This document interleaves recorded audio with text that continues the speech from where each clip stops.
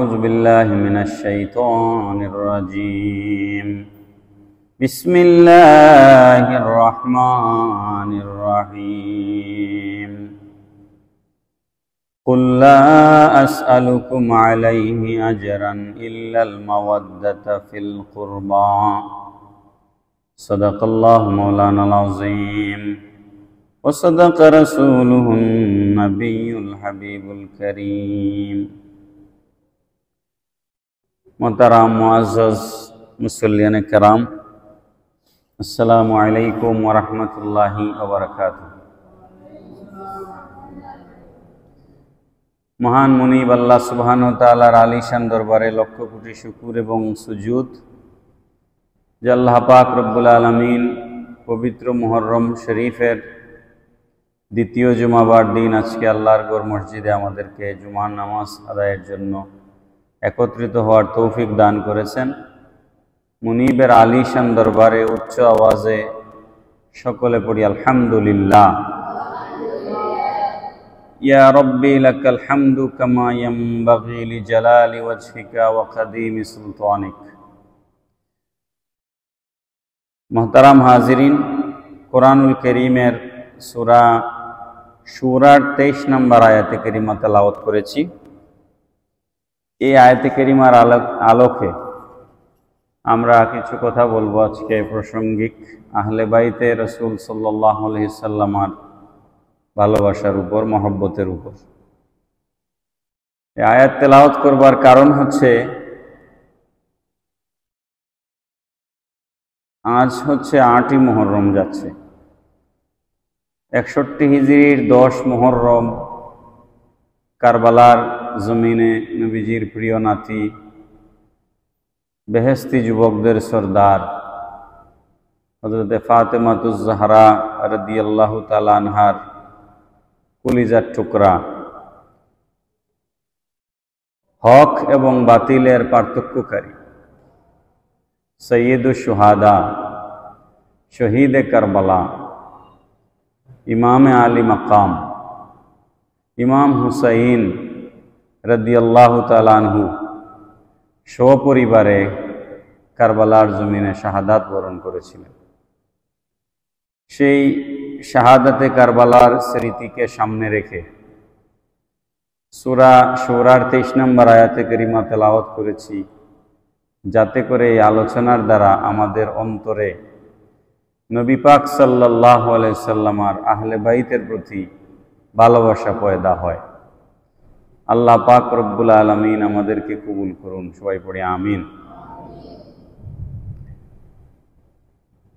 আহলে বাইতের ভালোবাসা কুরআনুল কারীম দ্বারা আল্লাহ পাক আমাদের উপরে ফরজ করে দিয়েছেন। আল্লাহ রব্বুল আলামিন আমাদেরকে বাধ্য করেছেন আহলে বাইতকে মহব্বত করতে, আহলে বাইতকে ভালোবাসতে।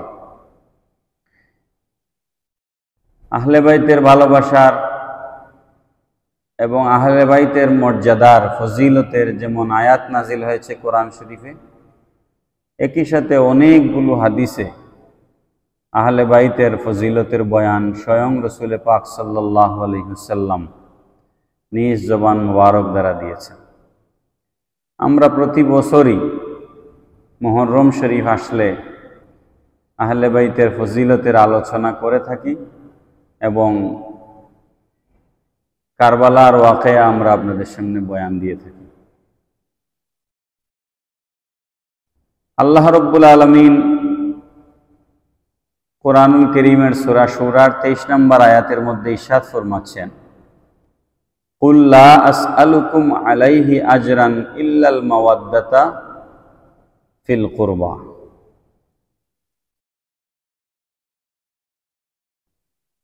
আল্লাহ পাক বলছেন, হে আমার মাহবুব সাল্লাল্লাহু আলাইহি ওয়াসাল্লাম, আপনি ইসলামের জন্য, দ্বীনের জন্য, আল্লাহর জমিনে আল্লাহর হুকুমত প্রতিষ্ঠার জন্য, আল্লাহর দ্বীন কায়েমের জন্য আপনি যে কষ্ট স্বীকার করেছেন, আপনি যে ত্যাগের দৃষ্টান্ত স্থাপন করেছেন, আপনি উহুদের ময়দানে দান মোবারক শহীদ করেছেন, তায়েফের ময়দানে আপনার শরীর মোবারক থেকে রক্ত মোবারক জড়িয়েছেন। 23টা জিহাদের মধ্যে সরাসরি আল্লাহর রাসূল সাল্লাল্লাহু আলাইহি সাল্লাম নিজে সেনা প্রধানের দায়িত্ব পালন করে জিহাদের নেতৃত্ব দিয়েছেন। এত ত্যাগ ইসলামের জন্য আপনি করেছেন। আপনি আপনার উম্মতদেরকে বলুন, লা আসআলুকুম আলাইহি আজরান, আমি যে এত ত্যাগ করেছি ইসলামের জন্য, এর কারণে আমি তোমাদের কাছ থেকে কোনো বিনিময় চাই না। এর কারণে আমি তোমাদের কাছ থেকে কোনো উজরত চাই না। ইল্লাল মাওয়াদ্দাতা ফিল কুরবা, তবে একটা জিনিস আমি তোমাদের কাছে চাই, সেটা হচ্ছে যে তোমরা আমার নিকটবর্তী যারা, আমার আহলে বাইত যারা, আমার আহলে পরিবার যারা, তোমরা তাদেরকে ভালোবাসবে। বলুন সুবহানাল্লাহ। এই আয়াত নাজিল হওয়ার পর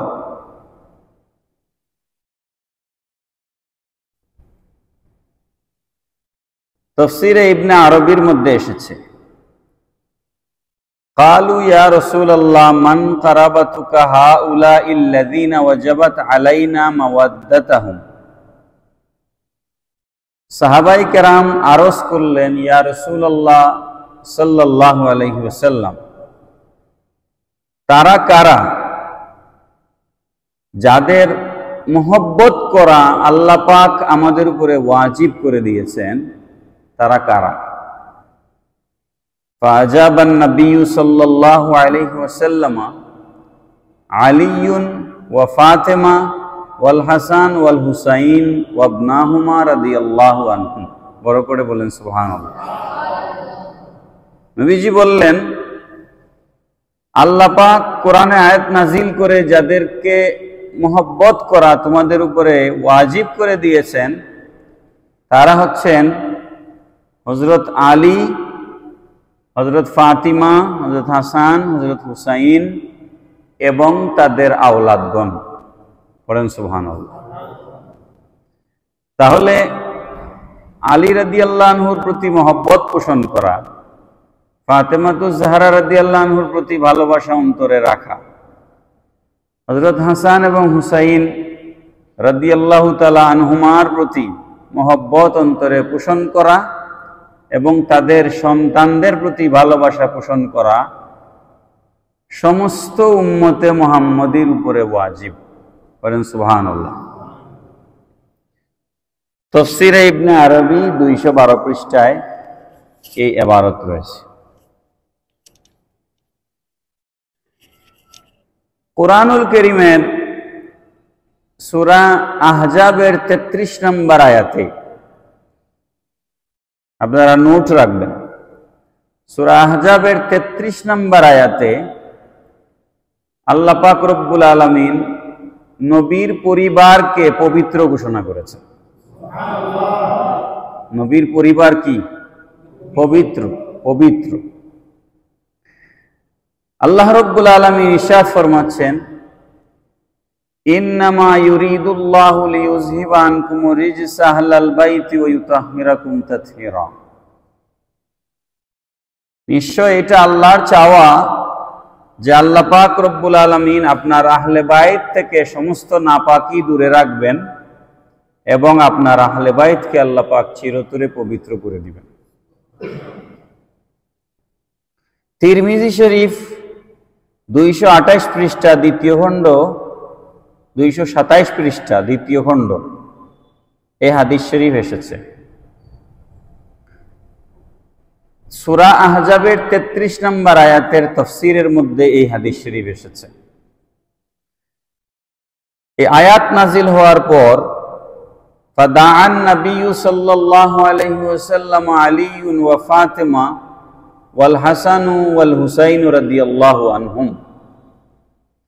এই আয়াত নাজিল হওয়ার পর আল্লাহ পাক যখন এই আয়াত নাজিল করলেন, তখন নবীজি হযরত আলী রাদিয়াল্লাহু আনহুকে ডাকলেন, ফাতেমা রাদিয়াল্লাহু আনহাকে ডাকলেন, হযরত হাসান এবং হুসাইন রাদিয়াল্লাহু আনহুমাকে ডাকলেন, নবীজি নিজের কাছে ডাকলেন।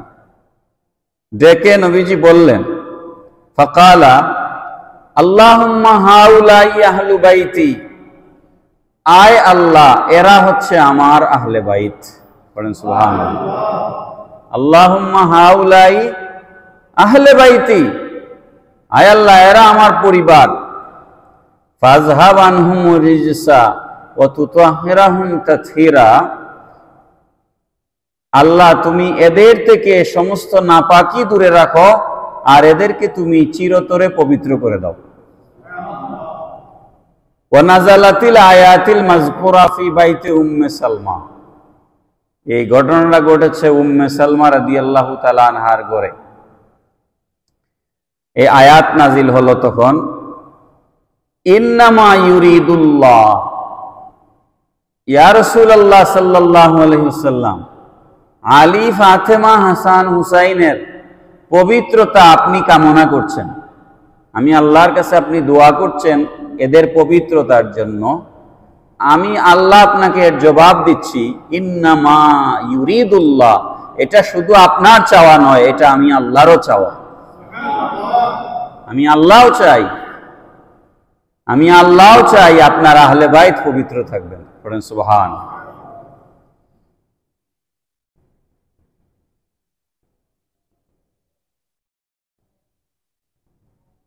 উম্মে সালমা রাদিয়াল্লাহু তাআলা আনহার ঘরে আয়াত নাজিল হলো, জাআত আমামান নবী সাল্লাল্লাহু আলাইহি ওয়াসাল্লাম ওয়া ক্বালাত আনা মাআহুম ইয়া রাসূলুল্লাহ। উম্মে সালমা রাদিয়াল্লাহু তাআলা আনহা এই আয়াত নাজিল হওয়ার পর নবীজির সামনে গেলেন, গিয়ে জিজ্ঞেস করলেন, ইয়া রাসূলুল্লাহ সাল্লাল্লাহু আলাইহি ওয়াসাল্লাম, আমি কি তাদের সাথে আছি? উম্মে সালমা রাদিয়াল্লাহু আনহা নবীজির স্ত্রী, আমাদের মা। ইয়া রাসূলুল্লাহ সাল্লাল্লাহু আলাইহি ওয়াসাল্লাম, আমি কি তাদের মধ্যে আছি? আনা মাআহুম। ক্বালা সাল্লাল্লাহু আলাইহি ওয়াসাল্লাম, আনতা আলাইয়া মাকানাকি আনতা আলাইয়াল খায়র, তুমি এই চারজনের ভিতরে নও, কিন্তু আনতা আলাইয়া মাকানাকি, তোমার একটা পজিশন আল্লাহর কাছে আছে। বলেন সুবহানাল্লাহ। আনতা আলাইয়া মাকানাকি, ইউ হ্যাভ এ পজিশন। আনতা আলাইয়াল খায়র, এবং তুমি কল্যাণের উপরে আছো, তুমি নবীর স্ত্রী। পড়েন সুবহানাল্লাহ। কুরআনুল কারীমে সূরা আর রহমানের ভিতরে একটা আয়াত আছে, মারাজাল বাহরাইনি ইয়ালতাকিয়ান বাইনাহুমা বারযাখুল লা ইয়াবগিয়ান। মারাজাল বাহরাইন, বাহরুন মানে দরিয়া, সাগর। মারাজাল বাহরাইনি ইয়ালতাকিয়ান, আল্লাহ পাক রব্বুল আলামিন এক উপমা পৃথিবীর মানুষদের মাঝে রেখেছেন, যে দুই দরিয়াকে আল্লাহ একসাথে মিলিয়ে দিয়েছেন, মিঠা পানি আর নুনা পানি, কিন্তু একটা আরেকটার সাথে মিশে না। পড়েন সুবহানাল্লাহ। কোরআনে আল্লাহ পাক এই কথা বলছেন যে দুই দরিয়াকে মিশিয়ে দেওয়া হয়েছে, কিন্তু একটার পানি মিঠা, একটার পানি নুনা, কিন্তু একটা আরেকটাকে ক্রস করে না। আর এই দুই দরিয়া থেকে আল্লাহ পাক বলছেন, ইয়াখরুজু মিনহুমাল লুলু ওয়াল মারজান, এই দরিয়ার থেকে আল্লাহ পাক রব্বুল আলামিন লুলু বের করেছেন, মারজান বের করেছেন। লুলু মানে হচ্ছে মুক্তা, আর মারজান মানে হচ্ছে রক্ত প্রবাল, মণি। মানে আল্লাহ পাক এই দরিয়ার থেকে মণি মুক্তা প্রবাহিত করেছেন। এই দুই দরিয়ার থেকে আল্লাহ পাক মণি মুক্তা প্রবাহিত করেছেন। তফসিরে খাজান, তফসিরে রুহুল বয়ান, ষষ্ঠ খণ্ড 546 পৃষ্ঠা।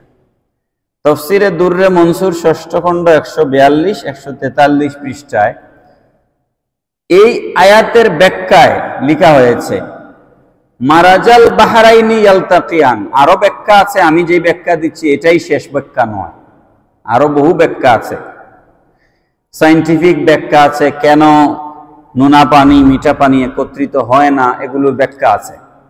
কিন্তু তফসিরে খাজান, তফসিরে রুহুল বয়ানে, তফসিরে দুররে মনসুরে এটার একটা ব্যতিক্রমী ব্যাখ্যা করা হয়েছে।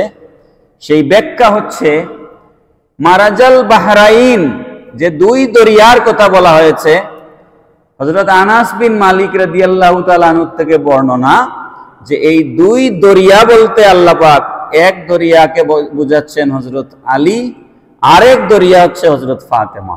বলেন সুবহানাল্লাহ। এই দুই দরিয়াকে আল্লাহ একত্রিত করেছেন, এই দুই দরিয়াকে আল্লাহ একত্রিত করেছেন। আল্লাহ করেছেন, আল্লাহ আল্লাহ করেছেন মানে কি? আপনার আমার বিয়ে হয়, উকিল একজন মাঝখানে থাকে, কিংবা আমরা কেউ কাউকে পছন্দ করি, তারপর বিয়ের প্রস্তাব দেই, বিয়ে হয়। আমাদের প্রচলিত বিবাহের ব্যবস্থা যেটা। কিন্তু হাদিস শরীফের মধ্যে এসেছে আলী রাদিয়াল্লাহু তাআলা আনহু একেবারে শিশু অবস্থার থেকে 2.5 বছর বয়স থেকে নবীজির তত্ত্বাবধানে লালিত পালিত হয়েছে। আমি এর আগেও আপনাদেরকে এই কথা বলেছি। এটা আলী রাদিয়াল্লাহু আনহুর একটা খুসুসি মর্যাদা যে ওনার বাবা খাজা আবু তালিব, উনি অতিরিক্ত সন্তান হওয়ার কারণে উনি অভাব অনটনের মধ্যে ছিলেন, সন্তান বেশি ছিল। তখন নবী পাক সাল্লাল্লাহু তাআলা আলাইহি ওয়াসাল্লাম নবীজির চাচা হযরতে আব্বাস রাদিয়াল্লাহু তাআলা আনহুকে প্রস্তাব করলেন যে আমার চাচা আবু তালিব, তিনি তো সন্তানদের লালন পালনে হিমশিম খাচ্ছেন, আমরা কি তাকে একটু সহযোগিতা করতে পারি না? দেখুন, নবীজি শুধুমাত্র ওই সুফিবাদী দরবেশবাদী কথার জন্য আসেন নাই, সামাজিক সমস্যাও সমাধান করতেছেন, পারিবারিক সমস্যা সমাধান করতেছেন, কে অভাবে আছে সেটাও দেখতেছেন। তখন তিনি বললেন, কিভাবে আমরা তাকে সমাধান করতে পারি, কিভাবে সহযোগিতা করতে পারি? তখন নবীজি বললেন যে তার একটা সন্তানের ভরণ পোষণের দায়িত্ব আপনি নেন, আর একটা আমি নেই, তাইলে তার উপর থেকে চাপ কমে যাবে। এটা ভালো প্রস্তাব। তখন হযরত আব্বাস হযরত জাফরের দায়িত্ব নিলেন, আর নবীজি হযরত আলীর দায়িত্ব নিলেন। বলেন সুবহানাল্লাহ। এই 2.5 বছর বয়স থেকে হযরত আলী রাদিয়াল্লাহু আনহু নবীজির ঘরে লালিত পালিত হচ্ছেন। 7 বা 9 বছর বয়সে তিনি ইসলাম গ্রহণ করেছেন। বলেন সুবহানাল্লাহ। যখন তার বিয়ের বয়স হয়েছে, ফাতেমাতুজ জাহরা রাদিয়াল্লাহু তাআলা আনহার যখন বিয়ের বয়স হয়েছে, সাহাবায়ে কেরাম রাদিয়াল্লাহু তাআলা আনহুম, সাহাবায়ে কেরাম নবীজির সাথে কোনো না কোনোভাবে একটা সম্পর্ক তৈরি করতে পারলে এটাকে তারা কিয়ামতের ময়দানে নাজাতের উসিলা মনে করতেন। কোনো না কোনোভাবে যদি নবীজির সাথে একটা তাআল্লুক সৃষ্টি করা যায়। আমাদের বর্তমান আলেমরা মানুষকে নবীর থেকে দূরে সরাচ্ছে, খালি শিরকের ফতোয়া দিয়ে দিয়ে। আর সাহাবায়ে কেরাম সবসময় নবীজির সাথে যুগের মতো লেগে থাকতেন যে কোনোভাবে নবীজির সাথে একটা সম্পর্ক তৈরি করা যায় কিনা। তার প্রমাণ হচ্ছে আবু বকর সিদ্দিক রাদিয়াল্লাহু তাআলা আনহু নিজের মেয়েকে নবীজির সাথে বিয়ে দিয়েছেন। এটা শুধুমাত্রই নবীজির সাথে একটা আত্মীয়তার সম্পর্ক তৈরি করার জন্য। আর উমর আল ফারুক রাদিয়াল্লাহু তাআলা আনহু তার মেয়েকে নবীজির কাছে বিয়ে দিয়েছেন। পড়েন না সুবহানাল্লাহ। আর উসমান গনি জিন্নুরাইন রাদিয়াল্লাহু তাআলা আনহু পর নবীজির 2 জন মেয়েকে বিয়ে করে নবীজির সাথে আত্মীয়তার সম্পর্ক স্থাপন করেছেন। এটা ছিল সাহাবায়ে কেরামের ঐকান্তিক ইচ্ছা যে নবীজির সাথে একটা সম্পর্ক তৈরি হোক। ফাতেমাতুজ জাহরা রাদিয়াল্লাহু তাআলা আনহা যখন বিয়ের উপযুক্ত হলেন, তাকে তো বিয়ে দিতে হবে। তো সাহাবী নবীর কাছে সব সাহাবী অত্যন্ত গুরুত্বপূর্ণ, এবং কোনো না কোনো সাহাবী ফাতেমার সাথে বৈবাহিক সম্পর্কে আসতে পারলে তিনি যে তার জীবন কামিয়াব হয়ে যাবে এটা তো বুঝেন। কিন্তু মেয়ে একজন, নবীজি কার সাথে বিয়ে দিবেন? আল্লাহ পাক রব্বুল আলামিন জিবরাইল আলাইহিস সালামকে পাঠালেন, জিবরিল আমার হাবিবের কাছে যাও, ফাতেমার বিয়ের ব্যাপারে আমার নবীকে পেরেশান হতে মানা করো, ফাতেমার বিয়ের ব্যবস্থা আমি আল্লাহ করছি। আপনারা হাদিস শরীফের ইবারতটা শুনেন, তারিখুল খুলাফা 9ম শতকের মুজাদ্দিদ আল্লামা জালালউদ্দিন সৈয়দী রহমতুল্লাহ আলাইহি এই হাদিস শরীফটা তারিখুল খুলাফা কিতাবের মধ্যে নকল করেছেন। আল্লাহ রাব্বুল আলামিন জিবরাইল আলাইহিস সালামকে নবীজির কাছে পাঠালেন। নবীজি বলছেন, ইন্নাল্লাহ তাআলা আমারানি আন উযাওয়িজা ফাতিমাতা মিন আলিয়্যিন। আল্লাহ পাক রব্বুল আলামিন জিবরাইল আলাইহিস সালামকে আমার কাছে পাঠিয়ে আমার মেয়ে ফাতেমাকে হযরত আলীর সাথে বিয়ে দেওয়ার জন্য হুকুম করেছেন। আল্লাহ হুকুম দিচ্ছেন, আপনি আপনার মেয়েকে আলীর সাথে বিয়ে দিন। পড়ুন সুবহানাল্লাহ। হযরত আলী আর হযরত ফাতেমা রাদিয়াল্লাহু আনহুমার যে বিয়ে হলো, এই বিয়ের মাধ্যমে আল্লাহ দুই দরিয়াকে একত্রিত করলেন। পড়েন না সুবহানাল্লাহ। আপনারা কি আয়াতের ব্যাখ্যা বুঝছেন? এবার পরের অংশের ব্যাখ্যা আসেন।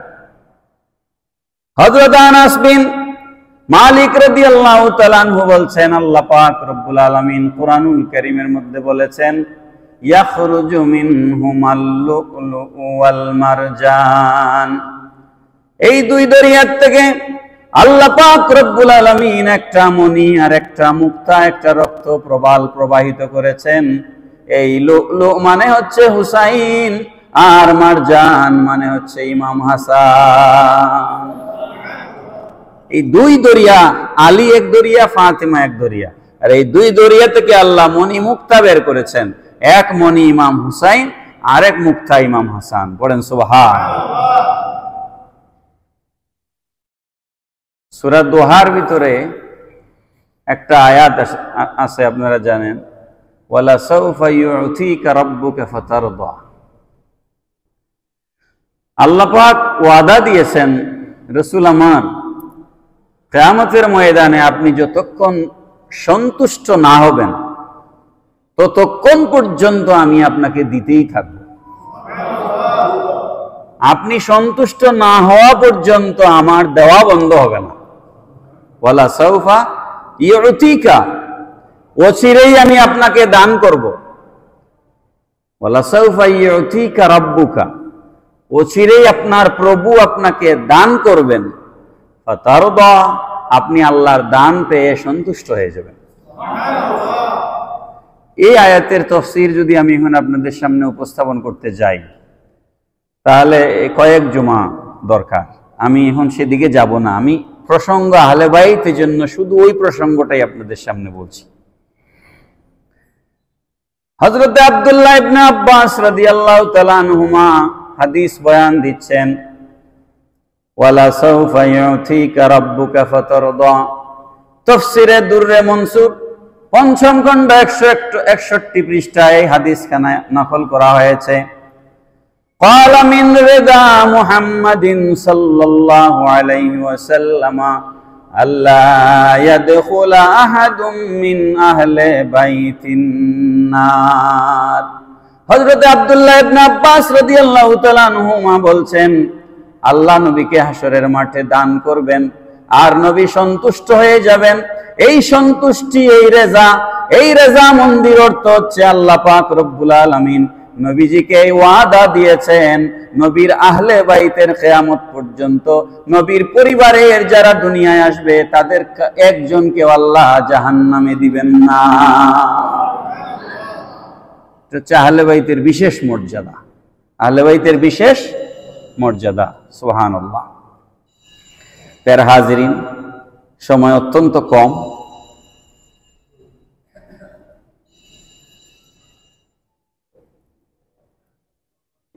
আহলে বাইতের মর্যাদা হাদিসে কিসা এটা বহুল প্রচলিত প্রসিদ্ধ একটা হাদিস। আমি একটু আগে যে হাদিস আপনাদের সামনে বয়ান করেছি সেটার সাথে এটার মিল আছে।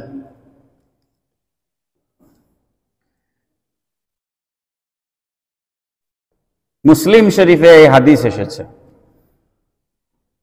আম্মা জান আয়েশা সিদ্দিকা রাদিয়াল্লাহু তাআলা আনহা থেকে হাদিস বয়ান হচ্ছে।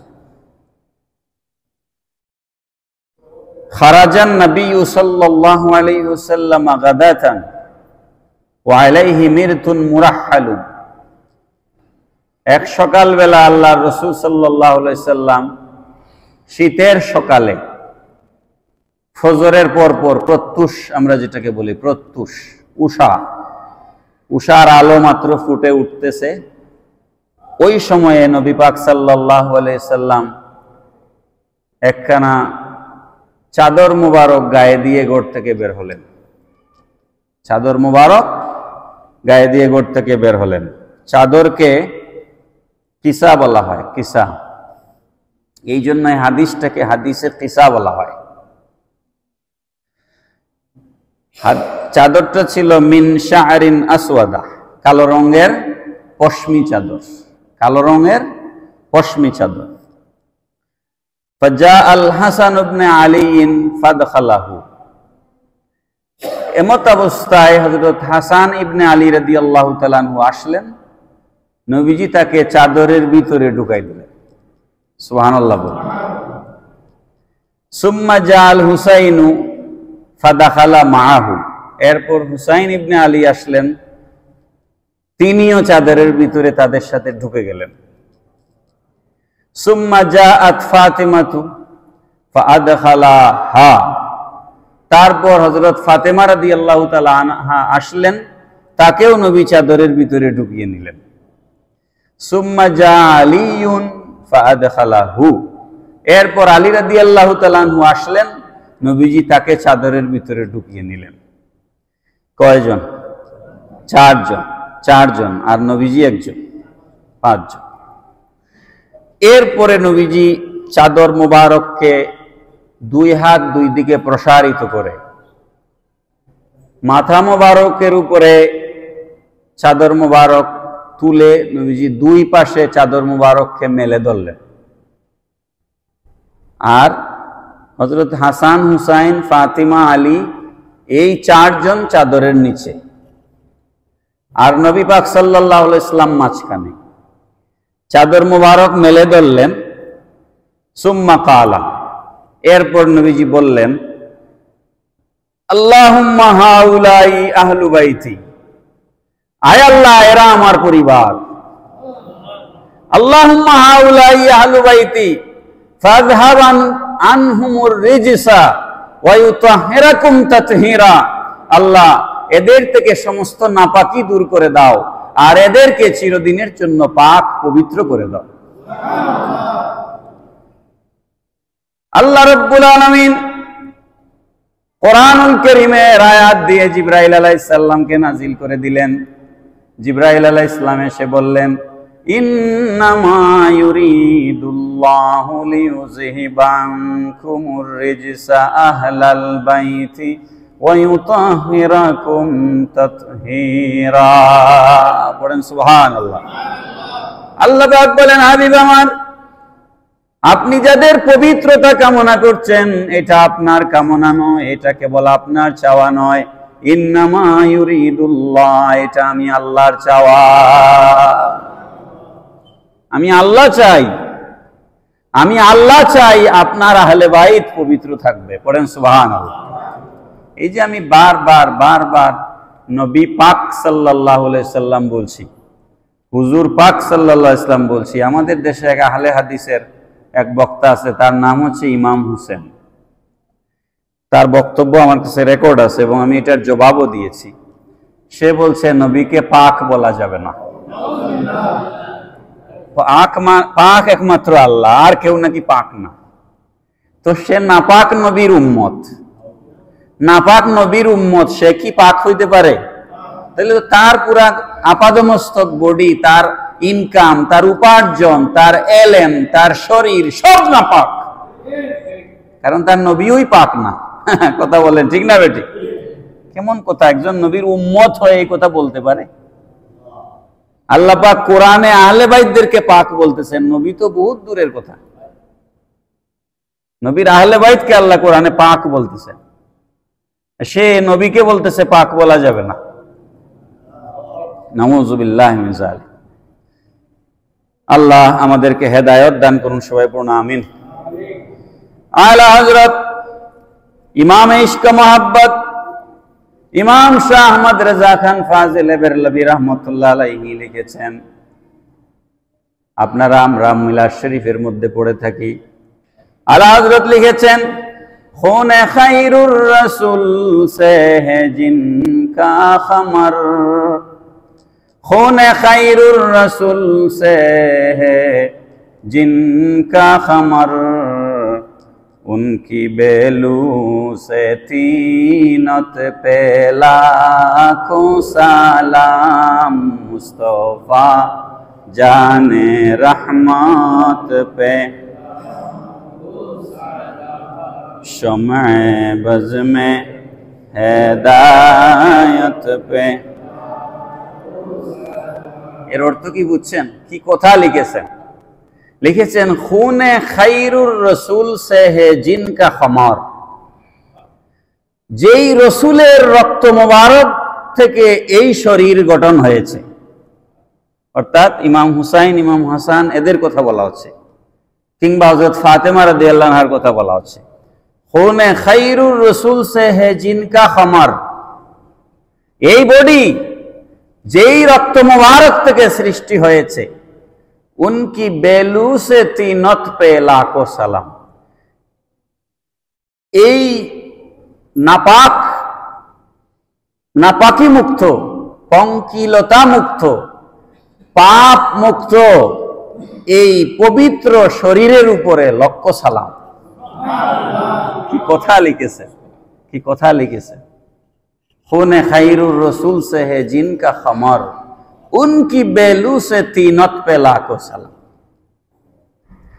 आला हज़रत लिखছেন, जिसका आंचल ना देखा माह और मोहर ने, उस रिदाए नजाहत पे लाखों सलाम, मुस्तफा जाने रहमत पे को सालाम, शम्अ बज़ में।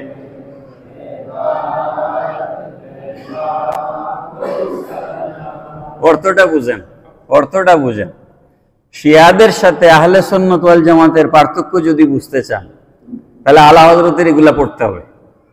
শিয়ারা যেভাবে আহলে বাইতের প্রেম দেখায়, ওটা প্রেম না, বুঝছেন? আহলে বাইতের প্রেম কিভাবে দেখুন।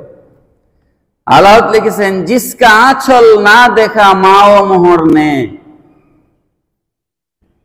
জিসকা আঁচল, যার শাড়ির আঁচল, যার শাড়ির আঁচল চন্দ্র সূর্যও দেখেনি।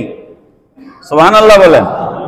হযরত ফাতেমাতুজ জাহরা সালামুল্লাহি আলাইহা, যাকে আল্লাহ সালাম দিয়েছেন, হযরত ফাতেমা যাকে আল্লাহ সালাম দিয়েছেন, ওনার যখন ইন্তেকাল হচ্ছে, 21 বছর মতান্তরে 25 বা 26 বছর বয়সে, তিনটা মত আছে। 21 বছর মতান্তরে 25 বা 26 বছর বয়সে উনি দুনিয়ার থেকে পর্দা করেছেন। কত সংক্ষিপ্ত জিন্দেগি। আপনারা বলতে পারেন যে এত কম সময়ে উনি চলে গেলেন, আল্লাহ নিয়ে গেলেন, এটা উনার ইচ্ছা ছিল, উনি দুনিয়া থাকতে চান নাই। নবীজি যখন শেষ মুহূর্ত অসুস্থ অবস্থায় দুনিয়ার থেকে বিদায় হবেন, নবীজি একদম সহিহ সনদেই বয়ান এসেছে, তখন আম্মাজান আয়েশা সিদ্দিকা রাদিয়াল্লাহু আনহার রানের উপরে মাথা মুবারক দিয়ে আল্লাহর রাসূল আরাম ফরমাচ্ছেন। নবীজি বললেন, আয়েশা আমার মিসওয়াকটা চিবায়া নরম করে দাও। নবীজি মিসওয়াক করলেন, আম্মাজান মিসওয়াক চিবিয়ে নরম করে দিলেন। আম্মাজান আয়েশা গর্ব করে বলতেন যে নবীজির অন্তিম মুহূর্তে আমার মুখের থুতু নবীজির থুতু মুবারকের সাথে মিশে গিয়েছিল। নবীজির প্রতি আম্মাজান আয়েশার যে ভক্তি আর আম্মাজানের প্রতি নবীজির যে ভালোবাসা, ওই মুহূর্তে ফাতেমা রাদিয়াল্লাহু আনহা গিয়ে ঘরে ঢুকেছেন। ফাতেমা রাদিয়াল্লাহু আনহা গিয়ে ঘরে ঢুকেছেন। জিবরাইল আলাইহিস সালাম এসে দরজায় দাঁড়িয়েছেন, অনুমতি প্রার্থনা করছেন। শেষ মুহূর্তে নবীজির সামনে যাওয়ার জন্য অনুমতি প্রার্থনা করছেন। তো ফাতেমাকে আল্লাহ নবী জিজ্ঞেস করলেন, না ফাতেমা বললেন, ইয়া রাসূলুল্লাহ, দরজায় একজন দাঁড়ায় আছে, দেখলে মনে হচ্ছে পা জমিনে আর মাথা আসমানে। নবীজি বললেন, তাকে আসতে দাও, তোমার চাচা জিবরিল এসেছেন। সুবহানাল্লাহ। শেষ কথা বলার জন্য। তার আগে ফাতেমা রাদিয়াল্লাহু তাআলা আনহার সাথে কানে কানে নবীজি কি কথা বললেন। আম্মাজান আয়েশা বয়ান দিচ্ছেন যে আমি ফাতেমাকে নবীজির ওফাত শরীফের পরে জিজ্ঞেস করলাম যে কি কথা নবীজির সাথে আপনার শেষ মুহূর্তে হয়েছিল, যে প্রথমবার দুইবার নবীজি কানে কানে কথা বলেছেন। প্রথমবার আপনি কেঁদে দিয়েছেন আর দ্বিতীয়বার আপনি হেসে দিয়েছেন। ফাতেমাতুজ জাহরা বলেন, প্রথমবার নবীজি আমাকে কানের কাছে নিয়ে বললেন যে ফাতেমা, আমার যাওয়ার সময় হয়েছে, আমি এখন বিদায় হব, আমি এখন বিদায় হব। আমি এই কথা শুনে কান্না শুরু করে দিয়েছিলাম। পরক্ষণেই নবীজি আমাকে বললেন, তোমার কান্নার দরকার নাই, জমিনে আমার পরে আমি দুনিয়ার থেকে যাওয়ার পরে আমার বংশ থেকে সর্বপ্রথম তুমি আমার কাছে আসবে। আমি এত খুশি হয়ে গেলাম যে আমি হেসে দিলাম। পড়েন সুবহানাল্লাহ। তার মানে দুনিয়া উনাদের প্রয়োজন ছিল না, দুনিয়ার প্রতি উনারা মুখাপেক্ষী ছিলেন না। কথা লম্বা, আমি শর্ট করে বলতেছি। নবীজির ইন্তেকালের 6 মাস পরে আম্মাজান ফাতেমা ইন্তেকাল করেছেন। ওনার ইন্তেকালের আগে উনি আলী রাদিয়াল্লাহু তাআলা আনহুকে ওসিয়ত করেছেন। ওনার জীবনের মধ্যে নির্ভরযোগ্য সূত্রে এগুলা বয়ান এসেছে যে আলী, আমার ইন্তেকালের পরে আপনি আমাকে রাতের বেলা দাফন করবেন। আমি সব কথার নির্যাস কথা আপনাদেরকে বলছি। হযরত আলী বললেন, রাতে কেন? বলে, দুনিয়াতে পৃথিবীতে আমি জীবিত অবস্থায় কোনো মানুষ আমাকে দেখে নাই, কোনো মানুষ আমাকে দেখে নাই। আমি মারা যাওয়ার পর যখন আমার জানাজা হবে, খাটিয়ার মধ্যে আমাকে রাখা হবে, তখন আমি কতটুকুন লম্বা ছিলাম, আমার বডির আকৃতি, আমি মোটা ছিলাম না পাতলা ছিলাম, গড়ন কেমন ছিল, লম্বায় কেমন ছিলাম, এগুলো যেন দেখে কোনো মানুষ, পৃথিবীর কেউ যেন আন্দাজ করতে না পারে, এই জন্য রাতের অন্ধকারে আপনি আমাকে দাফন করবেন। আপনারা কি বুঝলেন? নবীর পরিবার বেপর্দা ছিল, বলেন কি বুঝা গেল? কিন্তু আজকাল যা চলছে, হুজুরদের বউদেরকেও পর্দা করানো সম্ভব হচ্ছে না। কথা ঠিক না বেটি? বাজার তো আর আমরা এখন পুরুষরা করার সুযোগই নেই, ঠিক না? আলা হযরত বলছেন, জিসকা চলনা দেখা মা ও মোহর নে, যার শরীর আচল আকাশের চন্দ্র এবং সূর্য কোনদিন দেখে নাই। সুবহানাল্লাহ। মানুষ তো দূরের কথা, যার শরীর আচল আকাশের চন্দ্র সূর্য কোনদিন দেখে নাই। উসরে দায়ে নজাহত পে লাখো সালাম, সেই পবিত্র পর্দার চাদরের উপরে লক্ষ সালাম। যেই পবিত্র চাদর দিয়ে তিনি পর্দা করতেন, সেই চাদরের উপরে আমার লাখ সালাম, লক্ষ সালাম। সুবহান। কি কথা লিখেছেন। তারপর তিনি লিখেছেন, সৈয়দা জাহেদা তৈয়বা তাহেরা। সুবহানাল্লাহ। সৈয়দা জাহেদা তৈয়বা তাহেরা, জানে আহমদ কি রাহত পেলা को सलाम मुस्तफा जाने रहमत पे आम शम्ए बज़ में हिदायत पे। হযরত ফাতেমাতুজ জাহরা গুণাবলী বয়ান দিচ্ছেন, বলতেছেন তিনি হচ্ছেন সাইয়্যেদা, তিনি হচ্ছেন জাহেদা। জাহেদা মানে হচ্ছে ইবাদত গুজারিনী, আল্লাহর বান্দিনী। তৈয়্যেবা মানে হচ্ছে পবিত্র, তাহেরা মানেও পবিত্র। তৈয়্যেবা মানে হচ্ছে পূর্ণ আত্মার অধিকারী, আর তাহেরা মানে হচ্ছে পবিত্র শরীরের অধিকারী। পড়েন সুবহানাল্লাহ। নবীজি বলেছেন ফাতিমাতুম বাদাতুম মিন্নি, ফাতেমা আমার শরীরের টুকরা, ফাতেমা আমার শরীরের অংশ, নবীজি বলেছেন। আলা হযরত বলতেছেন তিনি হচ্ছেন সাইয়্যেদা, তিনি জাহেদা, তিনি ইবাদত গুজারিনী, আল্লাহর বান্দিনী। তিনি তৈয়্যেবা, তিনি পূর্ণ আত্মার অধিকারী। তিনি তাহেরা, তিনি পবিত্র শরীরের অধিকারী। জানে আহমদ কি রাহাত পে লাখো সালাম, নবীর প্রাণস্পন্দন, নবী আহমদের প্রাণস্পন্দন এই মা ফাতেমার উপরে লক্ষ সালাম। সুতরাং আহলে বাইতের ভালোবাসা, আহলে বাইতের মহব্বত, এটা নবীর সাথে সম্পর্কিত। কার সাথে সম্পর্কিত? আমার হাতে সময় নাই, আমি খুব সংক্ষেপ করে কথা শেষ করছি। আমরা ইনশাআল্লাহ নামাজের পরে আজকে আহলে বাইতের উপলক্ষে, শাহাদাতে কারবালার উপলক্ষে আজকে মিলাদ শরীফ হবে, তাবারুকের ব্যবস্থা করা হয়েছে। আপনাদের সবার দাওয়াত, আপনারা মিলাদ শরীফে শরীক হয়ে যাবেন।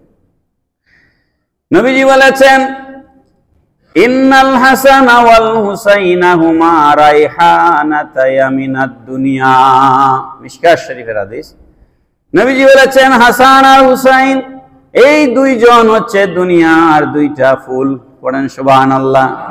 দুনিয়ার দুইটা সুগন্ধি। মান আহাব্বাহুমা ফাকাদ আহাব্বানি, যারা হাসান আর হুসাইনকে ভালোবাসলো তারা আমি নবীকে ভালোবাসলো। ওয়া মান আবগাদাহুমা ফাকাদ আবগাদানি, যারা হাসান হুসাইনের প্রতি বিদ্বেষ পোষণ করলো, ঘৃণা রাখলো, তারা যেন আমি নবীর প্রতি বিদ্বেষ রাখলো। পড়েন নাউজুবিল্লাহ। নবী পাক সাল্লাল্লাহু আলাইহি সাল্লাম বলছেন হুসাইনু মিন্নি ওয়া আনা মিন হুসাইন, হুসাইন আমার থেকে, আমি হুসাইন থেকে। আহাব্বাল্লাহু মান আহাব্বা হুসাইনান, যেই ব্যক্তি হুসাইনকে ভালোবাসে আল্লাহ রব্বুল আলামিন তাকে ভালোবাসেন। তিরমিজি শরীফের হাদিস, মানাকিব অধ্যায়ে হাদিস এসেছে। হযরতে সালমান ফারসি রাদিয়াল্লাহু তাআলা আনহু থেকে হাদিস বয়ান হয়েছে। আল মুস্তাদরাকের মধ্যে হাদিস এসেছে, দ্বিতীয় খণ্ড 166 পৃষ্ঠা। মান আহাব্বাহুমা আহাব্বানি, নবীজি বলছেন যে ব্যক্তি হাসান হুসাইনকে ভালোবাসলো সে যেন আমাকে ভালোবাসলো। মান আহাব্বানি আহাব্বাহুল্লাহ, যেই ব্যক্তি আমাকে ভালোবাসলো সে তো আল্লাহকে ভালোবাসলো। ওয়া মান আহাব্বাহুল্লাহ আদখালাহুল জান্নাহ, আর যেই ব্যক্তি আল্লাহকে ভালোবাসলো আল্লাহ তাকে বেহেশতে প্রবেশ করাবেন। ওয়া মান আবগাদাহুমা আবগাদানি, যেই ব্যক্তি হাসান হুসাইনকে ঘৃণা করলো সে যেন আমাকে ঘৃণা করলো। কত মারাত্মক কথা! নবীজিকে কেউ ঘৃণা করতে পারবে? বলে তাহলে হাসান হুসাইনকে ঘৃণা করা মানে নবীকে ঘৃণা করা। ওয়া মান আবগাদানি আবগাদাহুল্লাহ, আর যে ব্যক্তি আমাকে ঘৃণা করে সে তো আল্লাহকে ঘৃণা করলো। ওয়া মান আবগাদাহুল্লাহ আদখালাহুন নার, আর যে ব্যক্তি আল্লাহকে ঘৃণা করে সে কি বেহেশতে যাবে নাকি ভাই? কোথায় যাবে? আদখালাহুন নার, আল্লাহ তাকে জাহান্নামের আগুনে নিক্ষেপ করবে। সুতরাং হাসান হুসাইনের প্রতি ঘৃণা পোষণ করে কেউ বেহেশতে যাওয়ার আশা করে লাভ নাই। এজিদ ভালো ছিল এই কথা বলে, এজিদের কোনো দোষ ছিল না এই কথা বলে বেহেশতে যাওয়ার আশা করে লাভ নাই। হুজুর, আপনি যত বড় হুজুর হন, এজিদের প্রতি ভালোবাসা দেখায়া সব বাদ দেন। এজিদ হচ্ছে মুআবিয়া রাদিয়াল্লাহু আনহুর ছেলে, হ্যাঁ, আর ইমাম হাসান হুসাইন হচ্ছেন আলী রাদিয়াল্লাহু আনহুর ছেলে। হাসান হুসাইন আলী রাদিয়াল্লাহু আনহুর আওলাদ না, ফাতেমা রাদিয়াল্লাহু আনহার আওলাদ, নবীজির সরাসরি নাতি। হ্যাঁ, এখন দুনিয়ার অন্য সব হিসাব নিকাশ বাদ দেন, শুধুমাত্র নবীর স্ট্যাটাস, নবীর মর্যাদার দিকে তাকায়া আমি কাউকে বড় ছোট কথা বলছি না, শুধু নবী পাক সাল্লাল্লাহু আলাইহি ওয়াসাল্লাম স্ট্যাটাসের দিকে তাকায়া একদিকে হাসান হুসাইন আরেক দিকে ইয়াজিদ, আপনি কার দিকে যাবেন? বলেন আপনি কার দিকে যাবেন? কিন্তু আজকে তো ইয়াজিদের প্রেতাত্মারা জেগে উঠেছে। আজ ইয়াজিদকে নির্দোষ বলা হচ্ছে। ইয়াজিদের বিরুদ্ধে ইমাম হুসাইন জিহাদ করেছিলেন। ইয়াজিদ যদি ভালো হতো, ইমাম হুসাইন ইয়াজিদের বিরুদ্ধে জিহাদ করতেন না, নবীর নাতি। কথা ঠিক না বেটি? সব বিশদ ব্যাখ্যা করার এখন সময় নাই। তো শেষ কথা হচ্ছে, আপনি সব মানদণ্ড বাদ দিলেও কেবলমাত্র নবী আমার ইমান, এই মানদণ্ডে নবীর আওলাদকে বাদ দিয়ে আমি ইয়াজিদকে ভালো বলার কোন সুযোগ, একজন নবীর উম্মত হিসাবে কোনো অপশন আমার কাছে নাই। কথা ঠিক না বেটি? সেই ইমাম হুসাইন, সৈয়দুশ শুহাদা ইমাম হুসাইন রাদিয়াল্লাহু তাআলা আনহু, তার শাহাদাত 10ই মুহররম 61 হিজরি। ইয়াজিদ মনে করেছিল, আমি সময়ের জন্য কথা বিস্তারিত বলতে পারলাম না, ইয়াজিদ মনে করেছিল যে আমি যদি ইমাম হুসাইনকে আমার পথের কাঁটা সরিয়ে দিতে পারি। আমি এর আগে আপনাদেরকে এই কথা বলেছি, ইয়াজিদ যখন মসনদে বসেছিল, মুআবিয়া রাদিয়াল্লাহু আনহু, আপনারা স্পষ্ট কথা খেয়াল রাখবেন, আমরা শিয়া নই, আমরা কি? সুন্নি। শিয়াদের আকীদা মুআবিয়া রাদিয়াল্লাহু আনহু মুনাফিক ছিলেন। আহলে সুন্নাত ওয়াল জামাতের আকীদা মুআবিয়া রাদিয়াল্লাহু আনহু নবীর একজন নির্ভেজাল সাহাবী ছিলেন।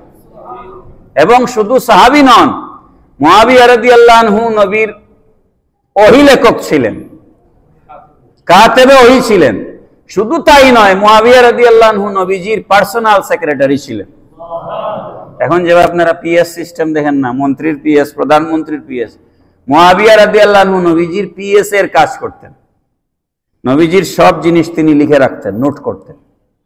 তো মুআবিয়া রাদিয়াল্লাহু আনহুকে ইয়াজিদের কারণে অস্বীকার করলে আপনি ইসলামের ভিতরে থাকবেন না। ইয়াজিদ আলাদা জিনিস, মুআবিয়া রাদিয়াল্লাহু আনহু আলাদা বিষয়। এটা আজকে বুঝাবার টাইম নেই, সামনে কোনো এক সময় কথা বলবো। ফাইনাল কথা হচ্ছে, মুআবিয়া রাদিয়াল্লাহু আনহুর ইন্তেকালের পরে ইয়াজিদ যখন মসনদ দখল করে, তখন ইয়াজিদের বয়স ছিল 35 বছর। কত বছর? 35 বছর। তো 35 বছরের একজন টকবগে যুবক, রক্ত গরম, সে পৃথিবীর আর কোনো কিছু হিসাবই করে নাই। বাপের মসনদ আমি পাইছি, ঠিক না? বাপের মসনদে বসছি। এমনিতেই তো মুআবিয়া রাদিয়াল্লাহু আনহু থাকতেই সে একজন আমিরের ছেলে, রাজার ছেলে, বাদশার ছেলে, তার তো পাওয়ারের এমনিতেই শেষ নাই। কথা ঠিক না বেটি? এর মধ্যে সে পাইছে এবার নিজেই মসনদ। তার চরিত্রের মধ্যে হচ্ছে সমস্যা, হ্যাঁ, তার চারিত্রিক অনেক ত্রুটি আছে। এমত অবস্থায় যদি ভালো মানুষ ক্ষমতায় বসে তাইলে সে ভালোর দিকে যাবে, খারাপ মানুষ ক্ষমতায় বসলে একেবারে ধ্বংস হয়ে যাবে, ঠিক না? যখন একসাথে সব ক্ষমতা তার হাতে আসছে, রাষ্ট্রের ক্ষমতা, টাকা পয়সা, ধন সম্পদ, মদ জুয়া, নারী, সব একসাথে তার হাতে আসছে, এরকম অবস্থায় সে তার নিজেকে ধরে রাখতে পারে নাই। এরকম পরিস্থিতিতে সে মনে করেছে আমার যে বাধা যেগুলো আছে, বাধা তার কারা ছিল জানেন? তার বাধা ছিল ইমাম হুসাইন, তার বাধা ছিল আব্দুল্লাহ ইবনে জুবাইর, তার বাধা ছিলেন আব্দুল্লাহ ইবনে উমর, তার বাধা ছিলেন আব্দুল্লাহ ইবনে আব্বাস রাদিয়াল্লাহু আনহুম। তারা মদিনায় বাস করতেন, মক্কায় বাস করতেন। সে মনে করেছিল এদেরকে যদি আমি আমার পথের কাঁটা দূর করে ফেলতে পারি, তাহলে আমি যদি 70 বছরও বাঁচি, তাইলে তো 35 বছর আমি মসনদে থাকবো। তার হিসাবটা বুঝছেন? কিন্তু আল্লাহ পাক রব্বুল আলামিনের হিসাব দুনিয়ার কোন মানুষের হিসাব দিয়ে চলে না। ইয়াজিদকে আল্লাহ পাক কিভাবে পৃথিবী থেকে সরিয়েছেন? ইমাম হুসাইন রাদিয়াল্লাহু তাআলা আনহু জিহাদ করতে চান নাই, তার প্রমাণ হচ্ছে মুসলমানরা জিহাদের ময়দানে নারী শিশু নিয়ে কখনো জিহাদে যায় না। এবং ইসলামে শিশু হত্যা নিষেধ করা আছে, নারীদের উপর আক্রমণ করতে নিষেধ করা আছে হাদিস শরীফে। ইমাম হুসাইন রাদিয়াল্লাহু তাআলা আনহু হাজার হাজার চিঠি পেয়ে কুফা দামেস্কের দিকে গিয়েছিলেন। কুফার মুনাফিক শিয়ারা ইমাম হুসাইনের সাথে বেয়াদবি, ধোঁকাবাজি করেছিল, মুনাফিকি করেছিল। শিয়ারা আগেও মুনাফিক ছিল, এখনো মুনাফিক। আমার হাতে সময় নাই এগুলা বুঝাবার। আমি শেষ কনক্লুশন আপনাদেরকে দিচ্ছি। তো ইমাম হুসাইন রাদিয়াল্লাহু তাআলা আনহুকে যখন বন্দী করা হলো উবাইদুল্লাহ ইবনে জিয়াদ, তখন ইমাম হুসাইন 3টা প্রস্তাব দিয়েছিলেন। 1 নাম্বার প্রস্তাব হচ্ছে আমাকে যুদ্ধ না করে মক্কা অথবা মদিনায় ফিরে যেতে দাও। 2 নাম্বার প্রস্তাব হচ্ছে আমাকে ইয়াজিদের সাথে সরাসরি কথা বলার সুযোগ দাও। আর 3 নাম্বার প্রস্তাব হচ্ছে যদি তোমরা এই উপরের 2 প্রস্তাবে রাজি না হও, আমাকে অন্য কোন দেশে নির্বাসনে পাঠায় দাও, আর যে কোনো মুসলিম দেশে আমাকে যেতে দাও। কিন্তু উবাইদুল্লাহ ইবনে জিয়াদ সেই সুযোগ দেয় নাই, ওনাকে শহীদ করেছে। বডির থেকে মাথা মুবারক আলাদা করেছে, আলাদা করে লাঠির উপরে মাথা মুবারক নিয়ে মিছিল করেছে। শিমার, উবাইদুল্লাহ ইবনে জিয়াদ, সিনান, এরা এটা করেছে। তো এটা করার পর মুখতার সাখাফি নামে একজন ইয়াজিদের বিরোধী একজন লোক ছিল। সে কিন্তু আহলে বাইতের প্রেমিক না, সে ছিল শিয়া। মুখতার নাম কি? মুখতার সাখাফি। 3.5 বছরের মাথায় সুযোগ, একদিনে তো আর সুযোগ চলে আসে না কাউকে মারতে গেলে। সে সুযোগ খুঁজতে 3.5 বছরের মাথায় মুখতার সাখাফি ইয়াজিদকে টুকরা টুকরা করেছে।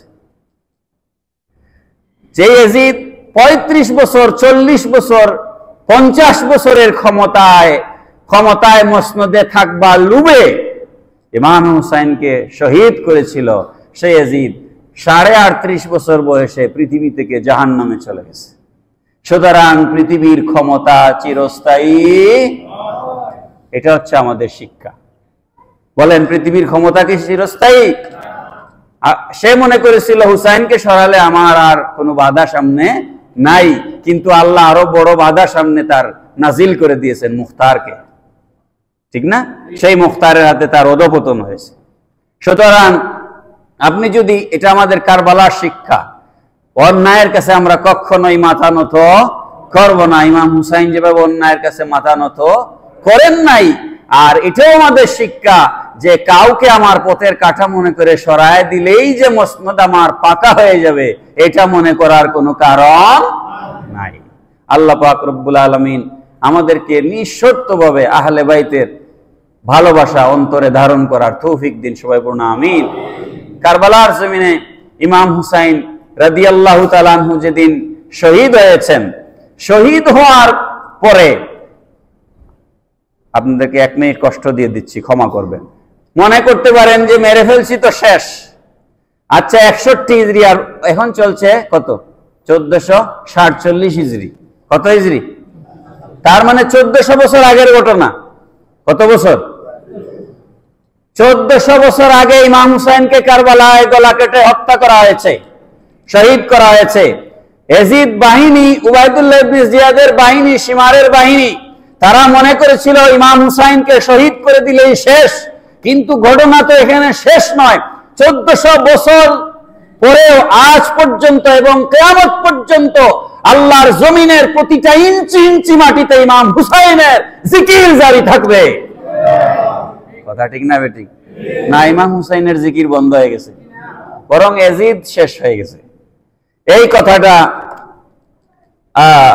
বলা হয়েছে ইমাম, এই কথাটা খাজা আজমিরি বলেছেন, কতলে হুসাইন আসল মে মর গই ইয়াজিদ। হুসাইন তো কতল হয়েছেন, আসলে তো ইয়াজিদ মরেছে।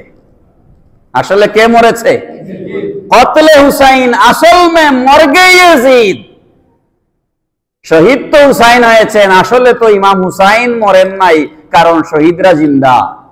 শহীদরা কি? জিন্দা। শহীদ হয় ইমাম হুসাইন, জিন্দা হয়ে গেছেন, আর ইয়াজিদ মরে গেছে। ইসলাম জিন্দা হতা হ্যায় হর কারবালা কে বাদ। ইসলাম তো কারবালার পরে আবার জিন্দা হয়েছে। বলেন সুবহানাল্লাহ। মুহতারাম হাজিরিন, তো আমরা আহলে বাইতকে ভালোবাসবো, কোন সাহাবীকে গালমন্দ করে নয়। মুআবিয়া রাদিয়াল্লাহু আনহুর প্রতি 100টা পরিমাণ বিদ্বেষ অন্তরে রাখবেন, আপনি ঈমান থেকে খারিজ হয়ে যাবেন। খবরদার এটা করবেন না। আমাদের আহলে সুন্নাত ওয়াল জামাতের মানদণ্ড হচ্ছে আহলে সুন্নাত কা হে বেরা পার আসহাবে হুজুর নজম হে और नाव है इतरत रसूलुल्लाह की। पढ़ें सुभान अल्लाह। এই কথাটাও আলা হযরত বলেছেন। কথাটার অর্থ কি? আহলে সুন্নত কা है बेड़ा पार असहाब हुजूर नजम है और नाव है इतरत रसूलुल्लाह की। আপনি সমুদ্র পার হবেন, সমুদ্রেতে যে জাহাজগুলো চলে, এই জাহাজগুলো কিভাবে চলে জানেন? আকাশের তারকাকে তারা মার্ক করে, তারকা তাদেরকে পথ নির্দেশ করে। আলা হযরত বলতেছেন আপনি সমুদ্র পার হতে যান, আপনি নৌকায় চড়তে হবে। নৌকায় না চড়লে আপনি পার হতে পারবেন না। নৌকায় চড়ে বসে থাকলেও চলবে না, আপনাকে ওই তারকাগুলোকে দেখে দেখে চলতে হবে, তাইলে আপনি সমুদ্র পার হতে পারবেন। আহলে সুন্নতের বেড়া পার হয় কিভাবে? এরা আহলে বাইতের নৌকায় ওঠে আর আসহাবে রাসূলদের অনুসরণ করে চলে। সুবহানাল্লাহ, কি চমৎকার কথা, কি চমৎকার কথা। আল্লাহ পাক আমাদেরকে আহলে বাইতের ভালোবাসা, আসহাবে রাসূলের ভালোবাসা আমাদের অন্তরে পয়দা করুন। সবাই বলি আমিন।